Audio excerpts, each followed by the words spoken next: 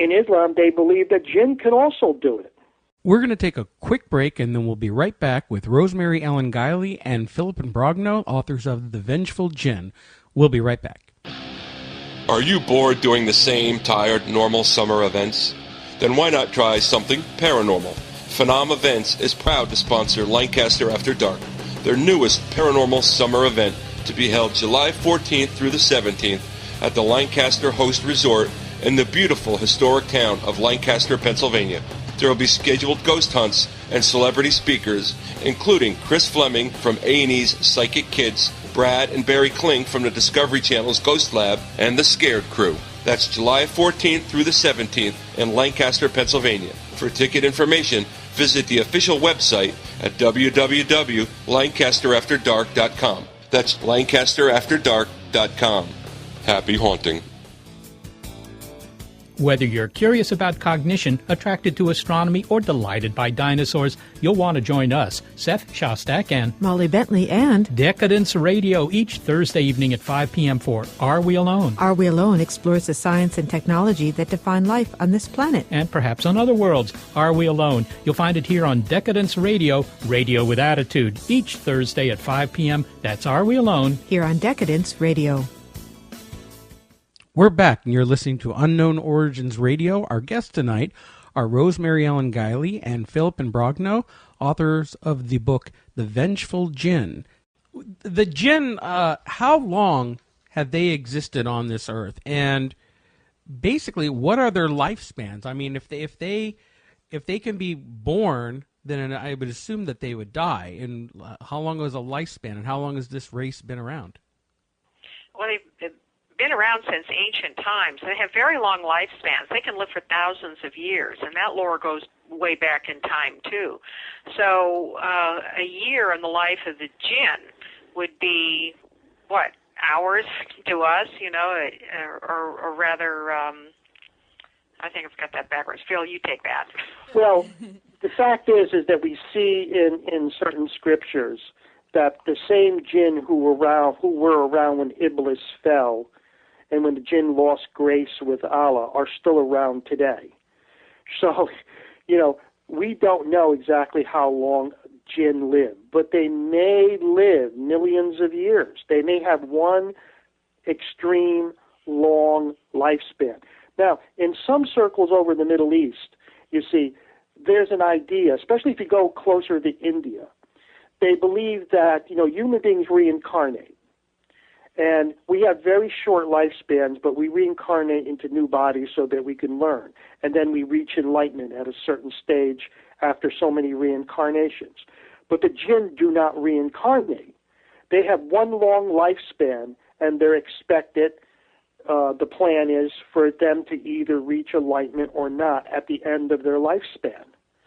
So instead of humans coming back over and over again, the jinn live continuously. Their lifespan may be millions and millions of years. And no one really knows. You see, in the Islamic belief back in, 1,000 years ago, they said a jinn lived to be 1,000 years old. Well, 1,000 was a good number for them because nobody really knew how to count much higher than that. And 1,000 was like the great number, the millennium, 1,000 years. That's the ultimate lifespan. But they surely live longer than that.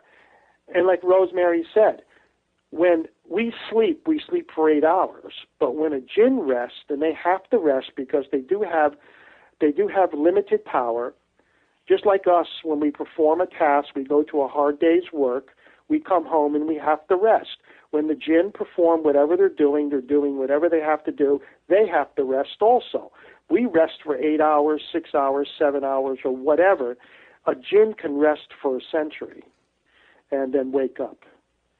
So this is how you can have some areas that are very calm paranormally for a certain length of time, then all of a sudden they explode again. Well, I'm really glad you touched on the paranormal again. Being 3 paranormal researchers, and I'm in 2 groups, and I'm actually a case manager of one, I get many calls about shadow people and all different kinds of hauntings.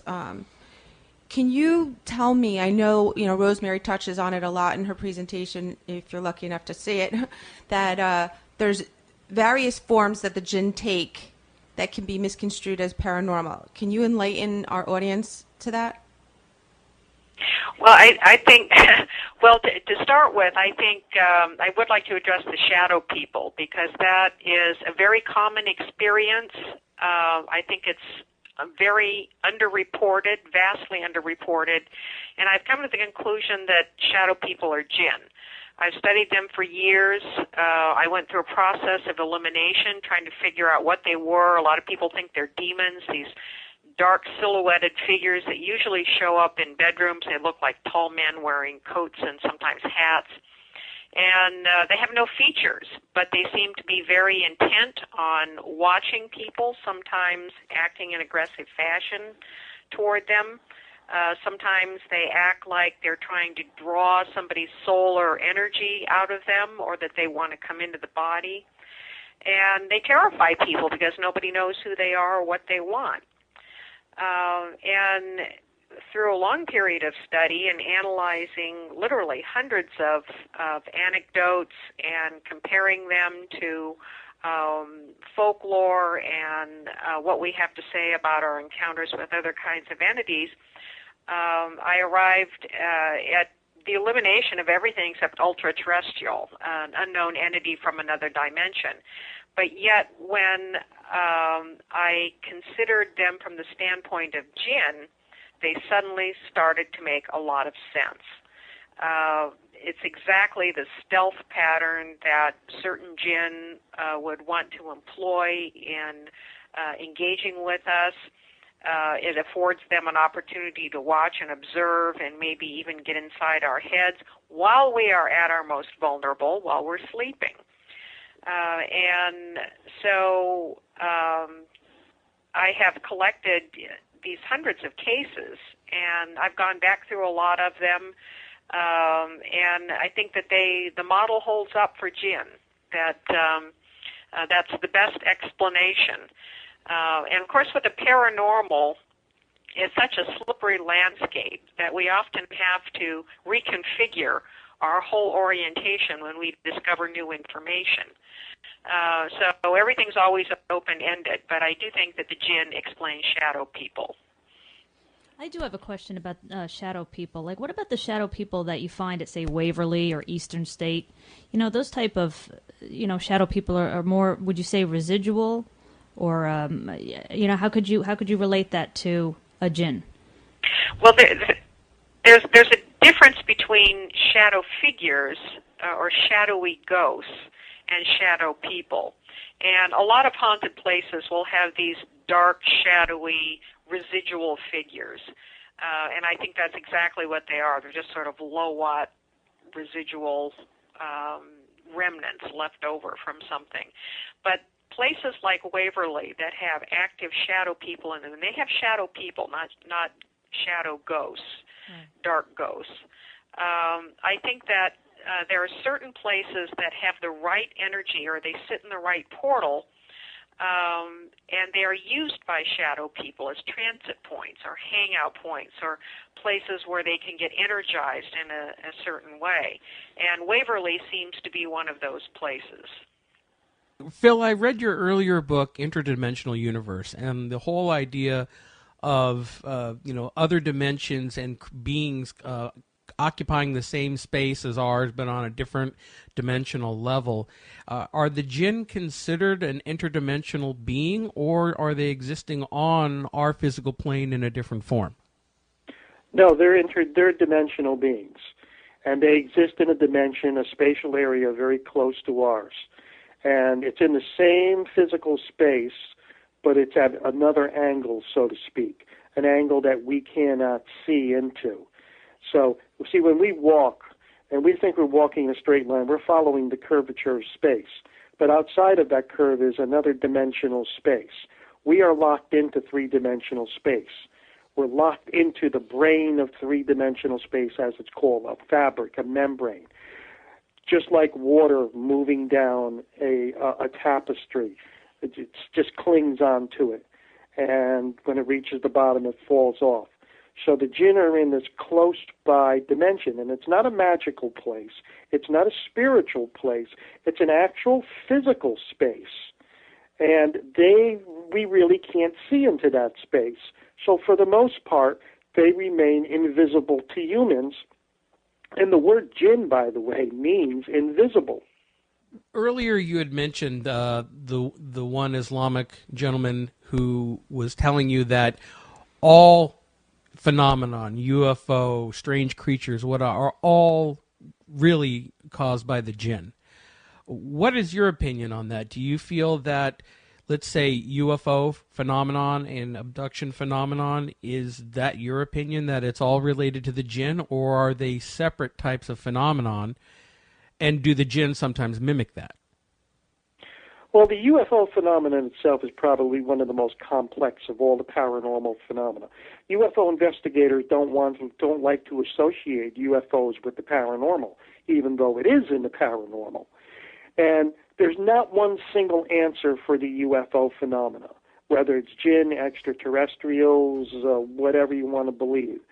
It's a very complex phenomena with multifaceted origins and a great diversity of causes for the UFO phenomena. I believe from all of my years investigating cases, everything from abductions to different types of contacts, to channeling, to UFO encounters of every kind, and so on and so on. You know, I believe that there are a percentage of so-called encounters, alien encounters, that are probably extraterrestrial in nature. But I also believe that a lot of these contact cases involve, which we label in UFOs, are probably jinn or jinn-like entities that are dimensional in nature. And this is why in UFO literature we see different types of beings appearing in different types of contact cases. And, you know, in the early days of UFO investigation, you know, everybody wanted to put all of the UFO sightings under one category. It made it very easy to understand. Nuts and bolts spaceships, aliens from another star system doing scientific study here. That's all a bunch of bunk. The UFO situation is complex, and jinn are responsible for a certain manifestation of UFOs. Unfortunately, the cases that they're involved in are very bizarre. I mean, they're high strangeness cases. This is what was observed by Dr. Hynek far back as the early 70s. He saw a number of cases that were like related to UFO sightings, but on the outskirts of UFO sightings, and he only labeled those cases as being high strangeness. UFO investigators would not touch these cases because they dealt too much with paranormal happenings. These are cases which have to be reevaluated again today in this day and age, and I've done many of the reevaluations, and in my opinion, many of these high strangeness cases are the result of contact with jinn. What would I would agree on a paranormal angle on that too. That not every paranormal case involves the jinn. And in the Vengeful Djinn, we make the statement that we're not saying that all entities, all angels, demons, fairies, ETs, mysterious creatures, shadow people, etc., are jinn, but just that the jinn can masquerade as those entities as part of their way of interacting with us while remaining hidden. So I do believe that there are fairies and unknown mysterious creatures, that there are extraterrestrials, demonic entities and things. You know, these entities exist in their own right as well. You touch upon it, call it the master trickster. Do you want to go over that a little bit? Well, trickster is an element that pervades the paranormal, and there are trickster gods in various pantheons, for example, and it's the force of chaos, upset, chaos, destruction. In the paranormal, it's like the exploding cigar. And it seems that there are lots of entities that mess around with you, and just when you think you're getting an answer, it vanishes on you, or you get pushed off in a totally different direction. The paranormal is riddled with trickster elements, and the jinn